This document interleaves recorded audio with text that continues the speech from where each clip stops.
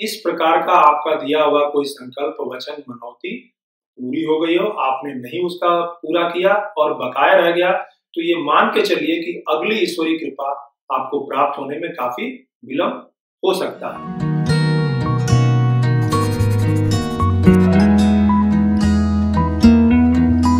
Hello friends, नमस्कार। Health with vastu में आपका स्वागत है। उम्मीद है कि आप अपनों के बीच खुशी से और आनंद से होंगे। माता रानी से प्रार्थना है कि वे आप सभी को आनंद से और चिंता मुक्त रखें। आज का ये जो वीडियो है बहुत ही महत्वपूर्ण है, इसलिए आप इस वीडियो को आज पूरा जरूर देखिएगा। इस वीडियो में ये मैं बताऊंगा कि यदि आप पूजा पाठ कर रहे हैं, मंदिर जा रहे हैं, तो क्या आपको उसका रिजल्ट मिल रहा है? क्या ऐसा करने के बाद भी आपकी समस्या कम नहीं हो रही है? क्या आपको भगवान पर से भरोसा कभी कभी डगमगाने लगता है? तो चलिए जानते हैं उन गलतियों के बारे में जो आप पूजा में या मंदिर जाने में कहीं ना कहीं आप कर रहे हैं। वीडियो में आगे बढ़ने से पहले एक छोटी सी रिक्वेस्ट, यदि आप चैनल में नए हैं या आपने चैनल को अब तक सब्सक्राइब नहीं किया है तो चैनल को सब्सक्राइब कर दीजिए, बेल आइकन को प्रेस भी कर दीजिए, जिससे कि वीडियो की नोटिफिकेशन आपको सबसे पहले मिल सके। चलिए जानते हैं वे कौन कौन से सेवा अपराध हैं जिनकी वजह से हमें उस पूजा का पूरा रिजल्ट नहीं मिलता है। वैसे तो सेवा अपराध लगभग 40 तरीके के होते हैं, लेकिन आज इस वीडियो में हम केवल उन पे चर्चा करेंगे जो अत्यंत ध्यान देने वाले हैं। तो पहला क्या है, यदि हम मंदिर जा रहे हैं और देवी देवताओं के विग्रह को देखकर श्रद्धा से यदि हम प्रणाम नहीं करते हैं तो ये दोष हमको लगता है। पैरों में जूता चप्पल पहनकर मंदिर की सीढ़ियों तक यदि हम चले जाते हैं, जबकि इन्हें व्यवस्था में यह है कि जितनी अधिकतम दूरी पर हम अगर उनको उतारें उतना ही हमारे लिए यह अच्छा होता है। तीसरा, कई लोग एक हाथ से ही प्रणाम कर लेते हैं, ऐसे या ऐसे।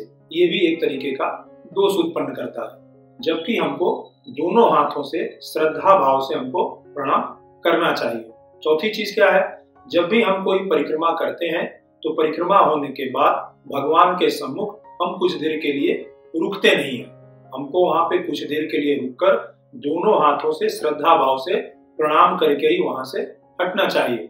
पांचवी चीज क्या है, अगर मान लीजिए आपके पास कोई हेल्थ इशू नहीं है तो भगवान के मंदिर जाते समय जितनी दूर आप गाड़ी छोड़ सकते हैं उतनी दूर आपको गाड़ी को छोड़ देना चाहिए और पैदल ही मंदिर में जाना चाहिए। कुछ लोगों की आदत रहती है कि वे मंदिर के दरवाजे तक पहुंच जाते हैं और तब वो गाड़ी से उतरते हैं, तो ऐसा नहीं करना चाहिए। छठा क्या है, अगर आप समर्थ हैं तो पूजा पाठ आपको पूरी श्रद्धा भाव से करना चाहिए और उसमें खर्च वर्च में कोई कोताही या कंजूसी नहीं करनी चाहिए। ये भी एक दोष उत्पन्न करता है क्योंकि कि आप समर्थ हैं। अंत में जो बातें बताऊंगा वो तो आपके लिए जानना बहुत ही जरूरी है, इसलिए वीडियो में अंत तक आप जरूर बने रहिएगा। तो ये भी एक सेवा अपराध में आता है। सातवीं गलती हम क्या करते हैं, मंदिर में देवी देवताओं के सामने पैर पसार कर बैठ जाते हैं, तेज आवाज में बात करने लगते हैं या जोर जोर से चिल्लाने लगते हैं, कलह भी करते हैं, लड़ाई झगड़े भी कुछ हो जाते हैं। हम विग्रह के सामने पीठ करके हम बैठ जाते हैं। पूजा के समय दूसरों से हम बात भी करते रहते हैं। तो देवी देवताओं का कोई कोई लोग मजाक भी उड़ाते रहते हैं और पूजा पाठ के मामले में किसी तरीके का कोई झूठ नहीं बोलना चाहिए। ये सब सेवा अपराधों में के कर्म में आते हैं। आठवीं चीज क्या है, आजकल मंदिर में पूजा के समय लोग फोटो खींचते हैं, रिकॉर्डिंग करते हैं, रील्स बनाते हैं, तो ये एक फैशन सा हो गया है। लोगों का दिमाग जो है मुख्य जो है पूजा की तरफ से हटकर इन सब चीजों में चला जाता है। वो कहते हैं ना कि आए थे हरिभजन को और ओटन लगे कपास। तो आजकल ये दिखावा ज्यादा हो गया है और इस चक्कर के कारण पूजा और श्रद्धा का भाव जो है वो समाप्त हो जाता है, दूर हो जाता है। सबसे पहले जिस उद्देश्य, जिस भावना से हम देव स्थान पर गए हैं, पहले उसको पूर्ण रूप से पहले आप कर लीजिए। उसके बाद जो फिर समय आता है, फिर उसमें आप ये फोटो खींच लीजिए, रिकॉर्डिंग कर लीजिए, रील बना लीजिए, दूसरों को शेयर कर दीजिए, तो आप इस सेवा अपराध से बच सकते हैं। अब एक विशेष सेवा अपराध की चर्चा करेंगे जिसको आपको बहुत ध्यान से सुनना है। मंदिरों में आप जाते हैं तो मांगने ही जाते हैं, ईश्वर उनको श्रद्धा भाव के हिसाब से पूरा भी करते हैं। यदि आपने कोई मन्नत मांग ली, कोई संकल्प आपने कर लिया, कोई अर्जी आपने लगा ली और वह पूरी हो गई, तो आप जल्द से जल्द उसको जरूर पूरा कर लीजिए। जब भी मंदिर में हम लोग जाते हैं तो मांगते हैं भगवान मेरे लड़के की नौकरी लग जाए, उसका प्रमोशन हो जाए, उसकी अच्छी शादी हो जाए, मेरा जमीन हो जाए, मकान हो जाए। बहुत ढेर सारी तरीके की चीजें लोग मांग के आते हैं और कहते हैं कि अगर ये सब हो गया तो मैं आपके दरबार में आके सोने का चांदी का छत्र चढ़ाऊंगा, चोला चढ़ाऊंगा, फिर से पूजा करूंगा, या दान दूंगा, या गरीबों को भोजन कराऊंगा, या हम फिर से सपरिवार दर्शन करने आएंगे। ये सब चीजें लोग मान के आते हैं। तो जब भी आपकी मन्नत, अर्जी, संकल्प जब पूरी हो तो जिस रूप में आपने मूल रूप में जिन चीजों को आपने वचन दिया है, संकल्प किया है, उसको उसी रूप में जितनी जल्द से जल्द हो आपको ये कर लेना चाहिए। क्यों से कि यदि आप ऐसा नहीं करते हैं तो ये आपके कार्मिक अकाउंट में ये सारे कार्य आपके लिखे जाते हैं, और यदि आपने ऐसा नहीं किया तो ये आपको आने वाले दिनों में किसी संकट में भी डाल सकते हैं, परेशानी में भी डाल सकते हैं। इसलिए इसको आप जल्द से जल्द पूरा जरूर कर लीजिए।